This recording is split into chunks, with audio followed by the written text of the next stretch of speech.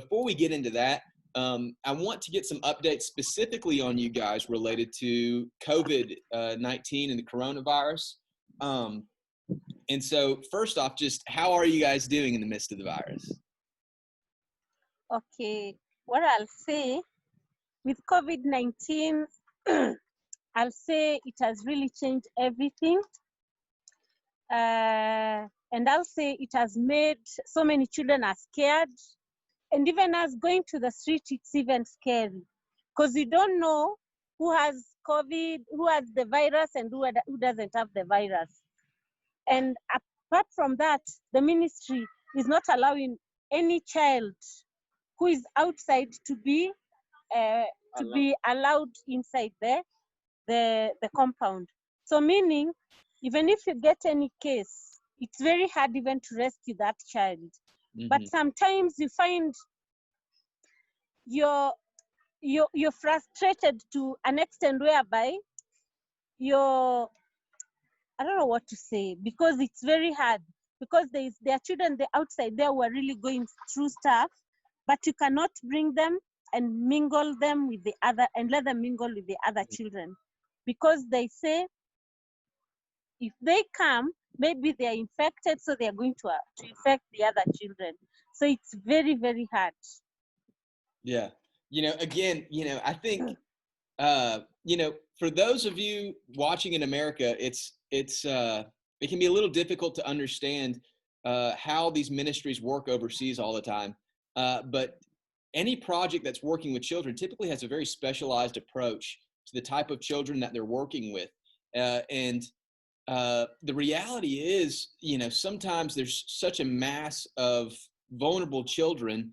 A project will choose this child to work with instead of this child, and this child, and this child, to get a very specialized approach. And Oliver and Margaret, they've just taken this approach to just work with some of the most vulnerable children that they can find. Children that other projects might shy away from because of the traumatic issues. The child raised on the streets has just gone through some severe trauma, and they have some severe issues.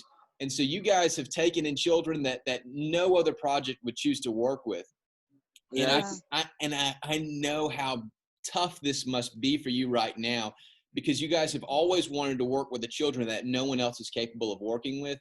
And with the coronavirus, it's just put that restriction on you guys. I know that must be tough for you guys. Can you explain to me a little bit about the logistics of what's going on in Kenya? What is daily life like there right now? How are you guys restricted in travel and getting groceries? Okay, it has become very hard, because going even to the market, it's hard. And just as you've had one of the biggest market, which is close to us, it has been affected. So going there, it's very hard. And not only being hard, even some of the stuff, the vegetables that used to be brought to the market, people are no longer bringing. And even if they bring very little, and the prices are very high. And apart from that, we also had people who would pop in anytime. The community, they would bring us food stuff.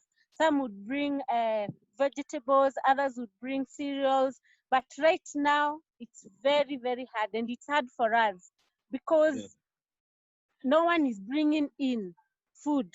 And even the food that we are to go buy from outside, it's very expensive. So it becomes a challenge even to give our children a balanced diet. Right now, I'll say what most people are just doing is making sure that their tummies are full so that the children will not cry of hunger. Yeah.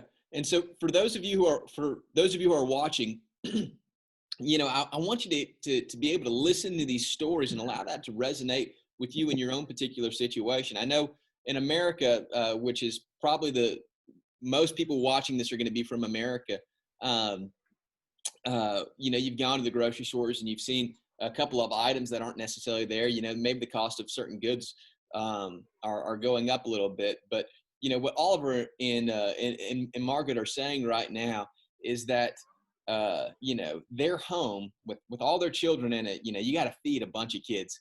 Even if you're in America, you know how much feeding a kid can be, but anywhere in the world, feeding a kid is no easy task. And you guys are feeding so many children, and so much of that food, you rely on local donations and local support, people just popping in and dropping off a lot of things. I've been able to see people just stop by and drop off a lot of food, and you guys don't have that right now. So you have a deficiency right there.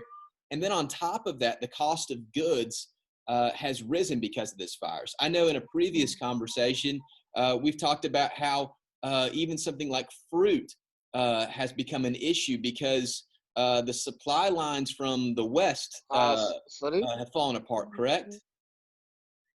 What we have done also, because of we didn't have even a way of enough resources now to do the feeding. We had even some goats here in the orphanage that we were keeping for our children and even for the project for agriculture for the year 2020. So what we did, we were forced to slaughter our goats and feed our children here, because we could not just see the goats and the school is not going on. The kids are starving, they need to eat.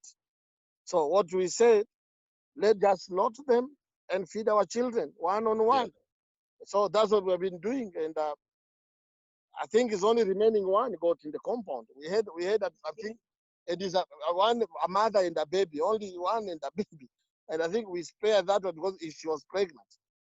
So, but the rest, we have already consuming them and feeding our children here. So, yeah. So if you're watching this right now and this is resonating with you, we'll put a link below in the comment section about how you can specifically bless this ministry and give to this ministry.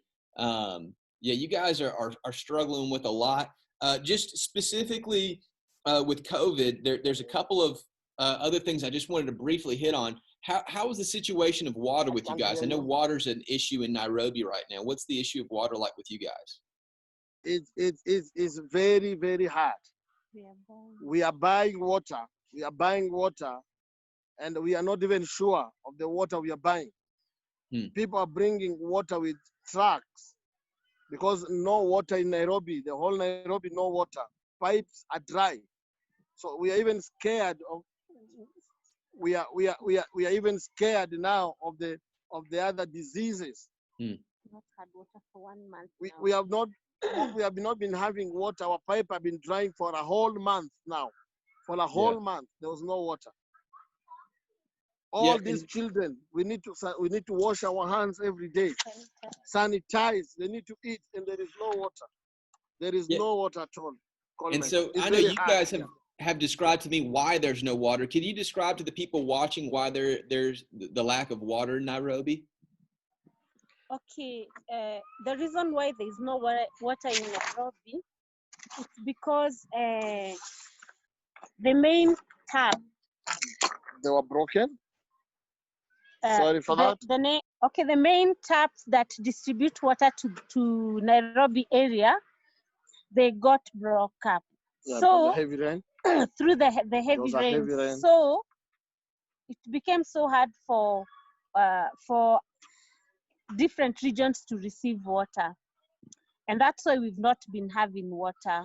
But it's our prayer that it's going to be fixed. According to the media. According to the ministry, they say they're going to fix. So it's our prayer it's done very quickly, because we are told to wash hands. So you cannot wash hands when you have no water, running water.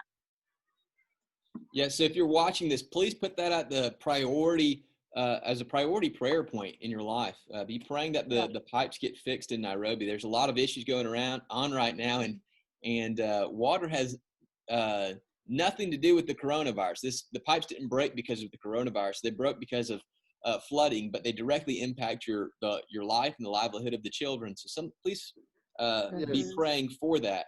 I know right now in America,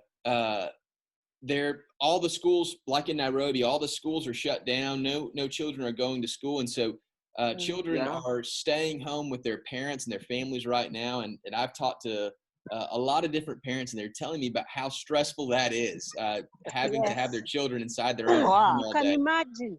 Yeah, they don't know how to Don't keep them entertained.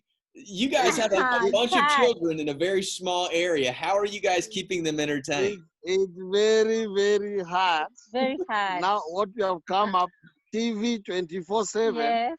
And then we give them and then some we work, give them some work to do, schoolwork. some schoolwork.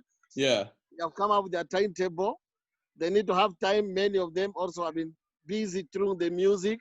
Like I've told our son, they got to keep on training some for music. yeah, Give them some few work in the compound of cleanup, of maybe building our rabbits cages, just to create of something that will make the children working on the farm, feeding the cows, and cutting the grass for the cow. The girls in the kitchen cutting the kales, sukuma wiki, yeah. making beans, trying to give them just something to keep them busy. But that But does not still, make, they cannot give you a headache. I'm telling you. you After- can't. They've not done the utensils. We talked earlier on WhatsApp, and right when you called me, I knew exactly where you were in the compound just because I could hear some children screaming and singing. So it's good to hear that they're singing. Yeah. You'll have to get Chogo to record a video of them. That way we can post on SO's Facebook. That'd be great to see. Sure. But